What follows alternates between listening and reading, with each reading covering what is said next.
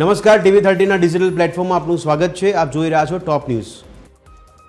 ન્યાયાધીશો સામે ખોટા આરોપો લગાવવાના વધતા વલણ. જ્યારે સુપ્રીમ કોર્ટના ચીફ જસ્ટિસ BR ગવઈએ ચિંતા વ્યક્ત કરી. ન્યાયતંત્રની સ્વતંત્રતા સામે ખતરો, જનતાનો વિશ્વાસ ગુમાવવાનો ડર. RT-PCR ટેસ્ટ દરમિયાન એક વ્યક્તિએ મહિલા ડોક્ટર પર હથોડીથી હુમલો કર્યો હતો. તેને 7 વર્ષની જેલની સજા ફટકારવામાં આવી છે. દંડનો એક ભાગ ડોક્ટરને વળતર તરીકે આપવાનો આદેશ પણ કરાયો.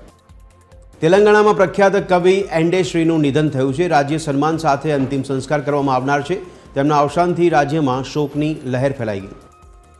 હૈદરાબાદમાં બંગાળની હિન્દુ છોકરીઓને નિશાન બનાવવામાં આવી રહી હોવાનો દાવો. બંદી સંજયે AIMIM પર ગંભીર આરોપ લગાવ્યા. તેમણે આ મામલાની તપાસની માંગ કરી. બેંગલુરુ એરપોર્ટ પર નમાઝનો વિડીયો વાયરલ થયો છે. ભાજપે CM સિદ્ધારમૈયાને ટીકા કરી છે. સરકાર RSSના રૂટ માર્ચ સામે કેમ વાંધો ઉઠાવે છે? ગુજરાત ATSએ ઝડપેલા 3 આતંકી કેસમાં એક બાદ એક નવા ખુલાસા. આરોપીઓએ લખનૌ, દિલ્હી સહિત અમદાવાદના નરોડા ફૂડ માર્કેટમાં કરી હતી રેકી. આતંકીઓની મોટા હુમલાની હતી તૈયારી. મહેસાણાના કડીમાં દિવાલ ધરાશયી થતાં 7 મજૂરો દટાયા. દુર્ઘટનામાં એકનું મોત થયું. અન્ય 6 મજૂરોની હાલત ગંભીર છે. મકાનનું કામ ચાલુ હતું તે દરમિયાન સર્જાઈ દુર્ઘટના. થરાદના SDMને નડ્યો અકસ્માત. જીપ અને કાર વચ્ચે અકસ્માતમાં SDM સહિત 4 લોકોને ઈજા. તમામને સારવાર અર્થે થરાદ હોસ્પિટલ ખસેડાયા.